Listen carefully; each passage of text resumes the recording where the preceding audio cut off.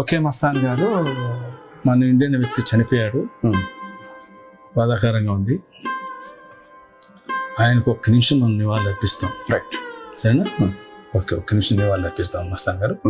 ఆ తర్వాత మాట్లాడదాం. సరే.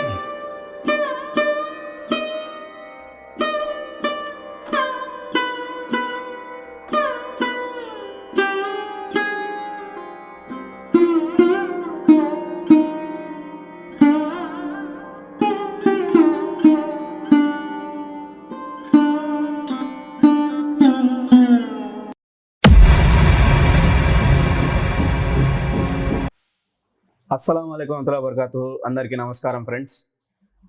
మాస్ మీడియాలో మరొకసారి మన పత్తి సుబ్బరాయుడు గారితో చిన్న సంభాషణ మళ్ళీ మొదలు చేయడానికి నేను ఇక్కడికి వచ్చేసానమాట. ఏమాత్రం ఆలస్యం చేయకుండా కువైట్లో జరుగుతున్నటువంటి కొన్ని అంశాలపైన పత్తి సుబ్బరాయుడు గారితో చర్చించడానికి వచ్చేసాను. వెల్కమ్ చెప్పేద్దాం. నమస్కారం సార్. నమస్కారం మస్తాన్ గారు. వెల్కమ్ టు మాస్ మీడియా మరొకసారి. మాస్ మీడియా అంటే ఎట్లున్నారు? Thank you sir. మళ్ళీ ఈరోజు మిమ్మల్ని ఇలా కలుసుకోవడం చాలా సంతోషంగా ఉంది. ఇటీవలి కాలంలో అంటే ఇప్పుడు మనం మార్చి 31వ తేదీ దాకా వచ్చేసాము. చూస్తూనే కాలం ఇంత తొందరగా ముందుకు వెళ్ళిపోతుంది. ఎప్పుడు రంజాన్ వచ్చింది, ఎప్పుడు ఈ యుద్ధ వాతావరణం వచ్చింది, ఎప్పుడు ఇన్ని రోజులు గడిచిపోయింది అనేది చాలా అంటే ఆశ్చర్యంగా ఉందన్నమాట. సో ఇప్పుడున్నటువంటి ఈ వాతావరణంలో, ఈ యుద్ధ వాతావరణంలో కొంచెం గంభీరత్వం పెరిగింది అని నేను అనుకుంటున్నాను. బయట మన తెలుగు వారికి కరెక్ట్గా ఇది అని చెప్పి గైడెన్స్ ఇవ్వడానికి సరైన మనకు వసతులు అయితే లేవు. సోషల్ మీడియా పరంగా కానివ్వండి, ఇంకో పరంగా కానివ్వండి. సో నేను అనుకున్నది ఏంటంటే, ఇప్పుడు ఉన్నటువంటి పరిస్థితులు ఇలాగే ఉంటాయా, నిన్న ఎలా ఉన్నాయి, ఈ రోజు ఎలా ఉన్నాయి, రేపు ఎలా ఉండబోతున్నాయి, ఎలా మనం జాగ్రత్తలు తీసుకోవాలి, ఏం జాగ్రత్తలు తీసుకోవాలి, ఇవన్నీ కూడా ఒక ఎక్స్పీరియన్స్ పర్సన్గా, పెద్దలుగా మిమ్మల్ని అడుగుతున్నాను. మీరు కొంచెం క్లుప్తంగా మన మాస్ మీడియా ద్వారా ప్రేక్షకులకు చెప్పగలరా? కాలం అనేది ఎవరి కోసం ఆగదు, అది పోతూనే ఉంటుంది. ఈ పరిస్థితులు ఎల్లకాలం ఎలాగే ఉండవు. ఎవరు దాని గురించి భయభ్రాంతులు పడని అవసరం లేదు, ఆందోళన చేయని అవసరం లేదు. కాలం ఒకే విధంగా ఉండదు, మారిపోతాయి.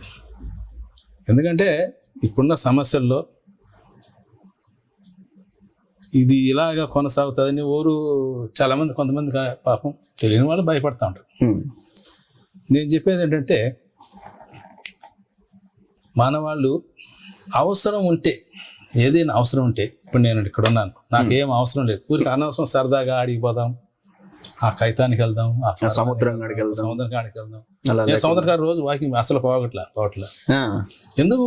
అక్కడ ఏ క్షణం, ఏ నిమిషానికి ఏం జరుగును ఎవరు ఊహించదు అనేది చెప్పిన విషయం. కాబట్టి మనం ఎంత అవసరం ఉంటే అంత అవసరం కాడికి పోండి, పోయిన పని కాడ తొందరగా ముగించుకుని ఇంటికి రండి. ఏదైనా ఒక జరుగుతుంది, ఒక సమస్య, ఏదైనా ప్రాబ్లం దగ్గర ఉండాలంటే దూరంగా పోయి సేఫ్టీ కోసం చూసుకోండి. రాత్రి వేళ ఎక్కువగా తిరగద్దు, అసలు సంచారం చేయొద్దు అని నా అభిప్రాయం. అంతకంటే ఏముండదు. నాకు తెలిసి తొందరలో ఈ సమస్య పరిష్కారం తొందరలో జరిగిపోతుంది. ఎందుకంటే ఇలా ఫ్లైట్లు లేకుండా ఎన్ని చేయడం కూడా అది ఇలా కొన్ని సంఘటనలకు కొన్ని మానవ హక్కుల ఉల్లంఘన అవుతుంది. మానవ హక్కుల ఉల్లంఘించడానికి ఎవరికి అధికారాలు లేవు. తొందరలో సమస్య పరిష్కారం కుదిరిపోతుంది, వస్తుంది. కానీ ఇండియాలో కొంతమంది ఏం చేస్తున్నారంటే, కొన్ని వీడియోలు పెడుతున్నారు, కొన్ని ఒకరికి అనుకూలంగా ఒకరికి అనుకూలం లేకుండా అన్నట్టుగా పెడుతున్నారు. అది ఎవరైనా మనం మాట్లాడదలుచుకోలేదు, అట్లా పెట్టకూడదు. ఆ వీడియోల వలన అమాయకులు ప్రజలు, ఇక్కడ ఉండేవాళ్ళు, ఇక్కడ వాళ్ళు ఉండేవాళ్ళు, వాళ్ళ తల్లిదండ్రులు, వాళ్ళ ఫ్యామిలీకి అక్కడ ఉన్న వాళ్ళు కొన్ని భయభ్రాంతులకు గురవుతున్నారు.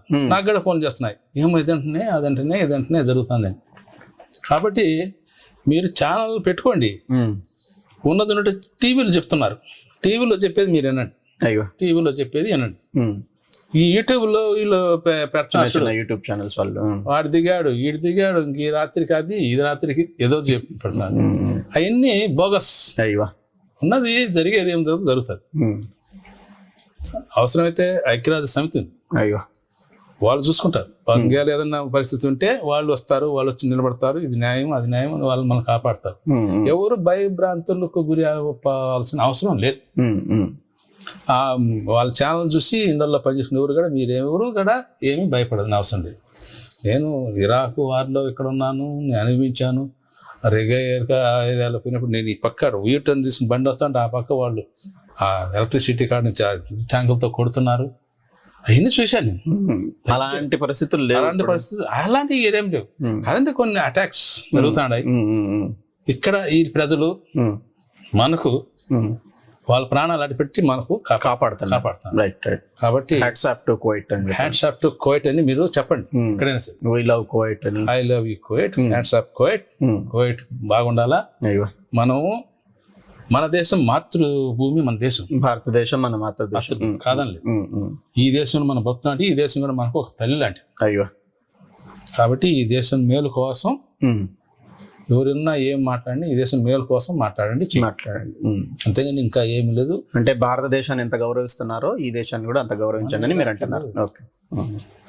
కొంతమందికి తెలియదు, ఈ గల్ఫ్ దేశాలన్నీ కూడా మన దేశానికి మిత్ర దేశాలే. అయ్యో అసలు మిడిల్ ఈస్ట్ కంట్రీస్ అన్ని కూడా మన దేశానికి మిత్ర దేశాలే. మన దేశం ఎవరితో ఎలా మెలగాలనో అలాగే మెలుగుతూ ఉంటారు. మధ్యలో వీళ్ళందరూ ఏదేదో పెడుతుంటే అవి పట్టించుకోవాల్సిన అవసరం లేదు. ఈ గల్ఫ్ దేశంలో దాదాపు 90 లక్షల కోటి మంది ఉన్నాం. పక్క మిడిల్ ఈస్ట్ లో కాస్త గల్ఫ్ దేశాల్లో దాదాపు 90 లక్షల మంది దాకా ఉన్నారు. అంటే 1 కోటి మంది ఉన్నాం. ఇప్పుడు మస్తాన్ గారు మీరు ఉండాలి, మీ ఫ్యామిలీ ఉండాలి. మీరు ఎంతమంది ఉంటారు? దాదాపు 3-4 ఉంటారు. సరే, నీ వెనకల అన్నదమ్ముళ్ళు, అక్క చెల్లెళ్ళు, వాళ్ళ బిడ్డలు, మీ తండ్రి గారు, తల్లి గారు, ఇంకా కొంత ఫ్యామిలీ పరంగా ఒక 10 మంది ఉంటారు. ఒక్కొక్క మనిషికి ఎంత లేదన్నా 10 మంది ఉంటారు. బంధువర్గంగా ఉండేవాళ్ళు. అంటే గల్ఫ్ దేశంలో పనిచేస్తున్న ఒక మనిషి వెనకాల 10 మంది కూడా బోధంటున్నారు. అయ్యో అవునా? వాళ్ళ మీద ఆధారపడి ఒక్కొక్కరికైతే చాలా మంది ఆధారపడి, ఎక్కువ మంది ఆధారపడి వాళ్ళ కుటుంబంలో ఒక మనిషి పనిచేస్తే అన్నదమ్ములు ఉంటారు, ఇంటి కోడళ్ళు ఉంటారు, తల్లిదండ్రులు ఉంటారు, వాళ్ళ బిడ్డలు ఉంటారు, 10 మంది ఉంటారు, 15 మంది ఉంటారు. అంటే టోటల్ ఒక ఎవరీ పర్సన్ వెనకాల 10 మంది పర్సన్స్ కూడి తింటున్నారు అనేది గల్ఫ్ మీద ఆధారపడి వాస్తవం. మనం ఇక్కడికి వచ్చిన పిల్లల్ని చదివించుకుంటున్నాం, కారులో తిరుగుతున్నాం, పెళ్లిళ్ళు చేస్తున్నారు, ఇండ్లు కట్టుకుంటున్నారు, ఆస్తులు సంపాదించుకుంటున్నారు. ఇన్ని గొప్పతనమే కదా. ఎవరు గొప్పతనం? కువైట్. నేను మా బాసును, మా అయ్యను మనం ఏదన్నా ఇచ్చినప్పుడు మనం థ్యాంక్స్ చెప్తే నీ కష్టార్జితం అంటున్నాడు ఆయన. ఆయన ఏమంటున్నాడు? నీ కష్టార్జితం ఇది, నీ కష్టార్జితం ఇది అంటున్నాడు. అలా వాళ్ళు ఉన్నప్పుడు ఈ దేశంలో కూడా మనకు వీళ్ళ దేశం కోసం మనం శ్రమిస్తున్నారు. ఈ దేశంలో మన తల్లి లాంటిది. వీలైనంత వరకు ప్రతి ఒక్కరు ఈ దేశంలో మీరు ఇండియాకి పోయినా కానీ అవసరం ఉంటే ఒక పిడికిని మట్టి ఎత్తుకొని పోండి. ఈ దేశంలో ఉన్న మట్టి పిడికి తీసుకుని ఇంట్లో పెట్టుకోండి. నేనైతే మా ఇంట్లో పిడికి మట్టి తీసుకుని ఇంట్లో పెట్టుకోవాలనుకోండి. పెట్టుకొని ఒక కప్పులో ఒక పెట్టుకొని దేవుడి కాడ పెట్టుకొని పూజించుకోవాలనుకోండి. ఎందుకు తెలుసా? ఈ దేశంతో మనం బాగుపడినాం అయ్యో అనేది మర్చిపోవద్దు. ఎవరైనా పెట్టుకున్నారు. ఇప్పుడు చాలామంది సహాయ పనులను చేతులు తగ్గొట్టే వాళ్ళు ఉన్నారు. కానీ కువైట్ దేశంలో అది ఎవరు చేయలేదండి. కువైట్ ఈ దేశంలో మనకు వాళ్ళు ఇస్తున్నారు. ఇండియా నుంచి వచ్చేటప్పుడు గుర్తుపెట్టుకోండి ప్రతి ఒక్కరు, చట్ట ప్రకారం తప్పుడు పనులు చేయొద్దు. సారాలు తాగడము, ఐవి తినడము, ఏదేదో చేయడము, ఏదో తప్పుడు పనులు చేయడము, ఇవన్నీ మనకోండి. ఇలా చట్టాలను మనం గౌరవిద్దాం. భారతీయులు అంటే ఎంతో అభిమానం ఉంది. కరెక్ట్. రేపు ఫ్యూచర్లో భారతీయుడు ఎక్కడన్నా దారిలో పోతూ ఉంటే సివిల్ రెడ్డి కూడా మనల్ని అడగకూడదు. వీళ్ళు మంచోళ్ళు ఒకప్పుడు అడిగేవాళ్ళే కాదు. మాకు మీరు చెప్పండి నాకు కొన్ని వీడియో. ఇండియా అంటే ఏంది అసలు పడుచుకోరు. ఇప్పుడు చెకింగ్ చేయడం మొదలు పెట్టారు. అంటే కొంతమంది చేసిన తప్పుల పనులు కంట్రోల్ కోసం చేస్తున్నారు. కాబట్టి మనం ఇండియా నుంచి వచ్చేటప్పుడు మనం బాగా కొన్ని విషయాలు గుర్తుంచుకోండి. ఖాళీ జేబుతో వస్తున్నాం, అవును, పోయేటప్పుడు జేబు నింపుకొని వెళ్తాం, బ్యాగులు నింపుకొని పోతున్నాం. కరెక్ట్.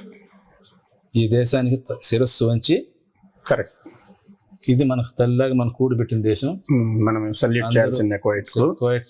కువైట్ మనం సెల్యూట్ చేయాలా అనేసి నేను చెప్తున్నాను. ప్రతి ఒక్క భారతీయుడు ఇది గుర్తుపెట్టుకొని, ఆల్ ఆఫ్ ది ఇండియన్స్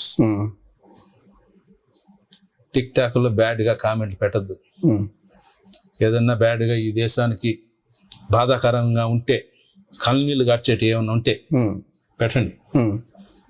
లేదు ఇతర దేశాలని హైలైట్ చేయించినట్టుగా ఏమీ కానీ పోస్ట్ పెట్టద్దు, పెట్టుకోకండి. ఫోన్లలో కూడా పెట్టుకోవద్దు, ఏం పెట్టద్దు.